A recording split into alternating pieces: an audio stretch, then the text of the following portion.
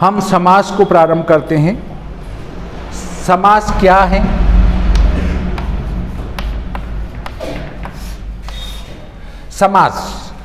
समास की परिभाषा इस प्रकार से दी जा सकती है, समसनम ही समासः, संक्षिप्त करना ही समास कहलाता है। माता पिता, माता और पिता, तो और इसको दबा दिया गया है और माता पिता कह देते हैं हम उसको संक्षिप्त करने के लिए। हम कहीं रास्ते में जाते हैं तो एक रास्ता ऐसे घूमकर आता है और एक कोई पगडंडी अगर सीधी जाती हो तो हम उस घूमकर आने वाले रास्ते को छोड़कर सीधा अपनाने की कोशिश करते हैं। इसी कारण हमने जो है इस समास को अपनाया। समास को अपनाकर क्या हुआ कि उस शब्द को संक्षिप्त कर दिया। माता और पिता है तो उसको हमने कर दिया माता पिता।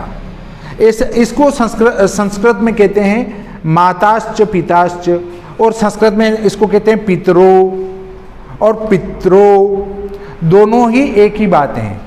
पितरो और दूसरा है पितरो, ये दोनों ही एक ही बात हैं। देखिए अब इसको समास विग्रह करेंगे तो माताश्च पिताश्च, इसका भी होगा माताश्च पिताश्च। तो इतना विस्तृत लिखने की बजाय हमने लिख दिया पितरो। अब यदि हम देखें तो संक्षेपण ही मतलब इसका भावार्थ होता है, अर्थात दो या दो से अधिक पदों में प्रयुक्त विभक्तियों समुच्चय बोधक च आदि को हटाकर एक पद बनाना है। गायने कुशलता, गायन कुशलता, इसी तरह राज्ञ पुरुष, राज पुरुष, पदों में विभक्ति लोप, सीताश्च रामश्च, सीता रामो, है ना, इनमें च को लोप कर दिया गया और हमने उसको संक्षिप्त करके और ग्रहण कर लिया। तो इसी प्रकार विद्या एवं धनम यस्य सह को विद्या धनः कहते हैं।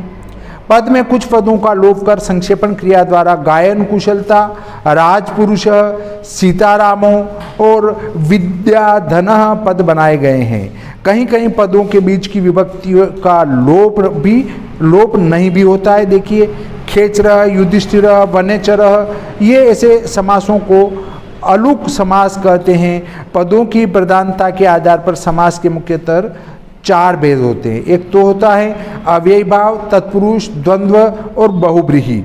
और तत्पुरुष के दो उपभेद होते हैं, कर्मधारय और द्विगु। तत्पुरुष समास के दो उपभेद हैं, कर्मधारय और वो है द्विगु समास। इस प्रकार से 6 समास हो जाते हैं। यदि हम सिद्धांत कौमुदी आदि को पढ़ते हैं तो वहाँ पर भी समासों की संख्या कम ही बताई गई है, 5 समास ही बताए गए हैं। यहाँ हम 6 समास पढ़ते हैं, वहाँ 5 समास है। तो इस प्रकार से हम कह सकते हैं कि समास क्या है और समास का प्रयोग हम क्यों करते हैं।